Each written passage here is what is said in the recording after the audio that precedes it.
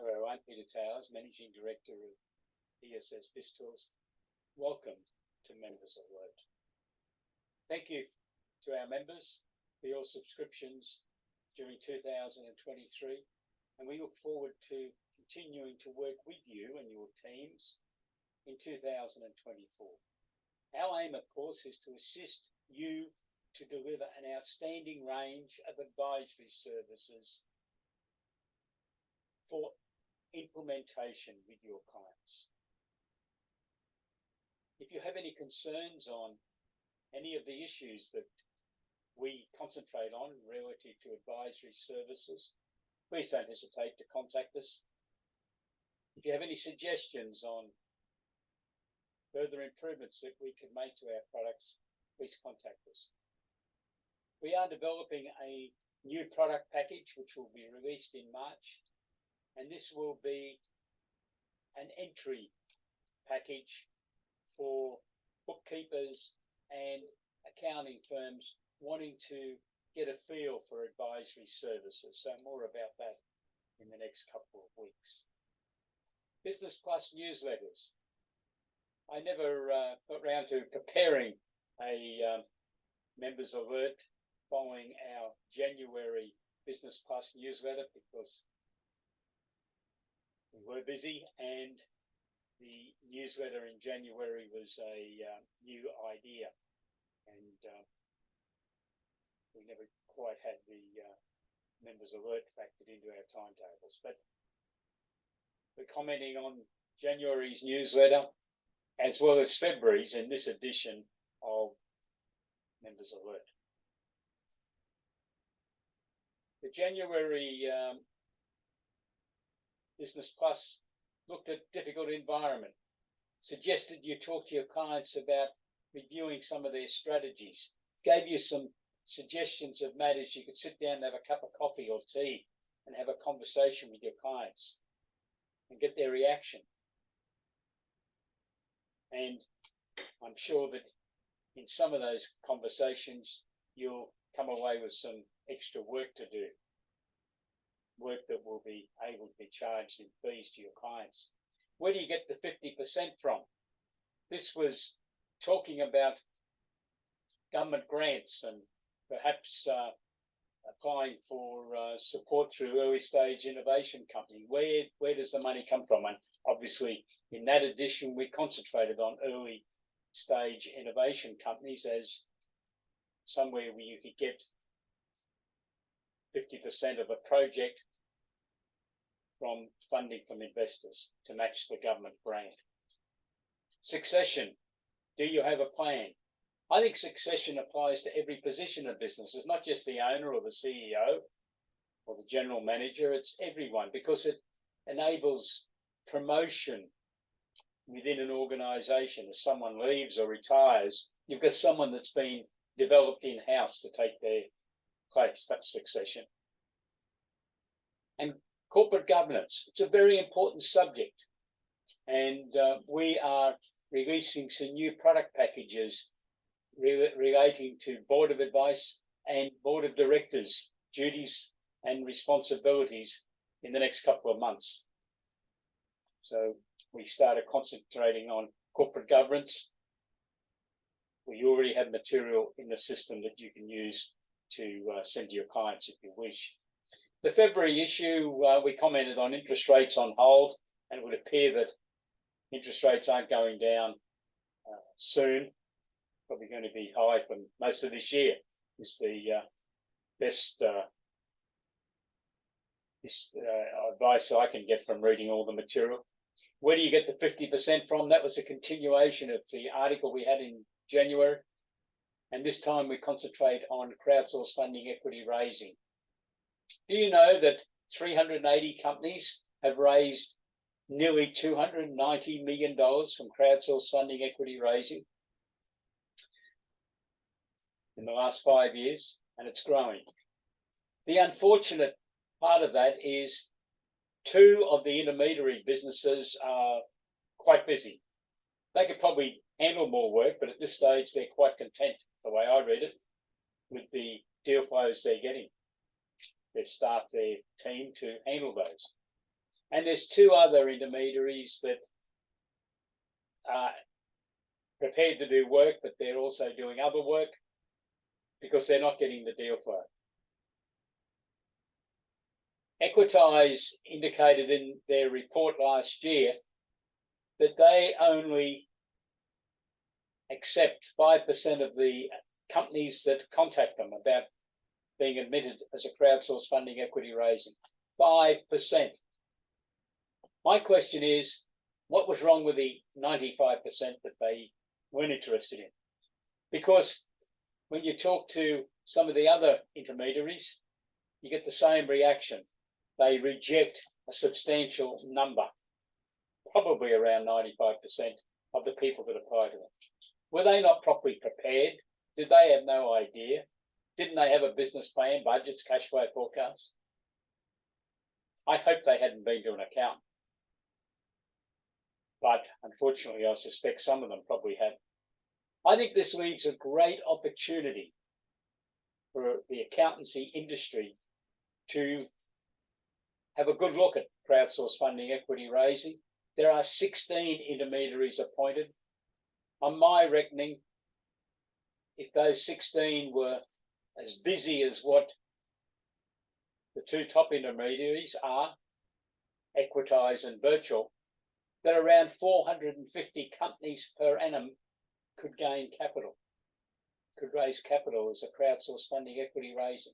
That would open up a tremendous amount of work for accountants, because every one of those companies needs business plan, budgets, cash flow forecasts, needs an understanding of what crowdsourced funding is all about. It is different, and what the duties, responsibilities, and powers are of the ASIC appointed crowdsourced funding intermediaries. So I think there's a great opportunity there. First of all, with our members becoming fully aware of crowdsourced funding equity raising and how it works, so that you can promote it and talk about it to your clients. I think our real aim this year, 2024, should be to get those 16 intermediary firms very busy. But don't send them poorly prepared clients. Make sure they're properly prepared. They've got their budgets, their cash flows. They know where they're going. They've got their vision. And they've already started their social media presence so that they've got some fans in the marketplace, because the intermediaries are very interested in businesses that have already established themselves with websites, social media presentations 3-4 times a week, so that there's a community out there that knows something about what they're doing. I think that should be the challenge for us all in 2024. Can we get the number up that there's about 450 companies a year getting approval? That will create a lot of work for you people, hopefully. It will raise a lot of capital. And there's capital is still being raised. So I know there's difficulties, there's interest rates getting higher, but that's one of the reasons why people are interested in raising capital. Please think about it. We talked about getting support for innovation. It's very important. There's an innovation journey that starts with research and development and then flows through getting the business prototype completed and then going through the commercialization process. It costs money, a lot of money. There are government grants there for it. We just need to be proactive to remind clients about it. Well, I also wrote an article about research and development, because I'm afraid that there are hundreds, if not thousands, of accounting firms out there that really don't do anything to do with research and development, even though the SME market are the biggest player in the research and development process, according to figures released by Oz Industry. And we also talked about new knowledge creates wealth. And we started talking about research and development, the process. It starts with an idea, but book record keeping is important. Everything's got to be documented.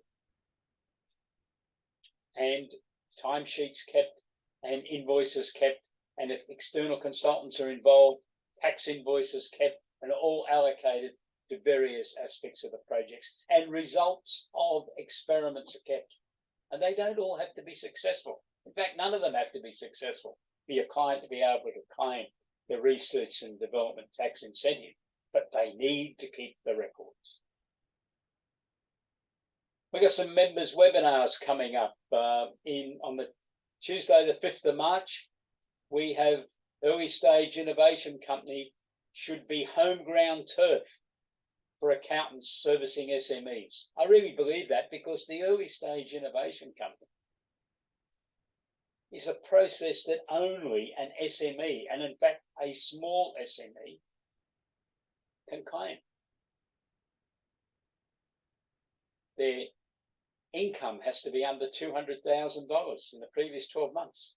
Expenditure basically under $1 million. There's some circumstances where a company that's aged up to 6 years can claim the research and the expenditure over a 3-year period.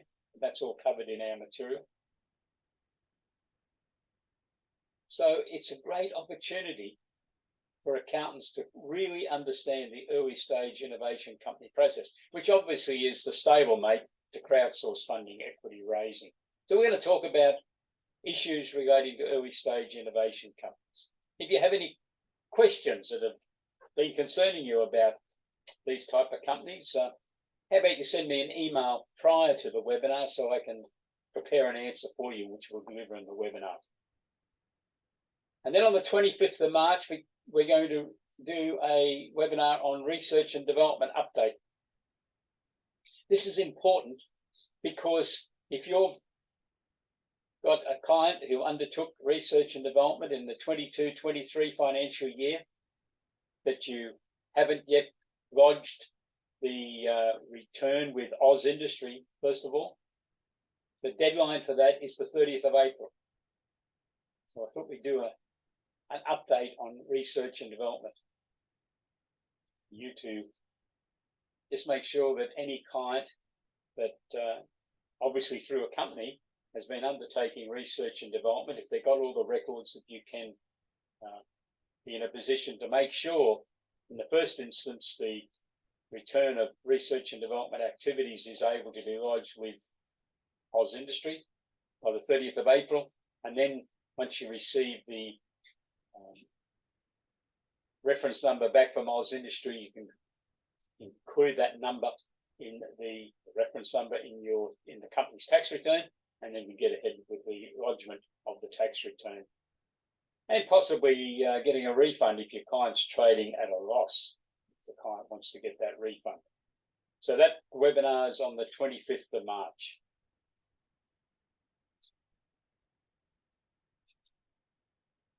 Some of you will remember that last year we sent you an email about the Boss Factor Library, which has been developed by Trevor Marchant, a well-known sales and marketing consultant who's worked with accounting firms for over 30 years.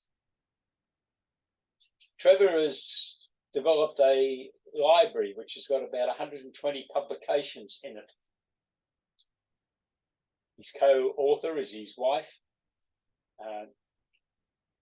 and they are offering a special promotion to our subscribers whereby you can have a 30-day trial of the package. If you wish to undertake a trial of the Boss Factor Library, can you please complete the form that's attached to this edition of Members Alert and send it back to me, and we'll get it processed by Trevor. Thank you very much for your support of ESS BIZTOOls. Once again, if you have any questions, comments, or criticisms, please don't hesitate to send us an email or give me a telephone call, 1800 232 088. Stay safe. Have a great day. Goodbye.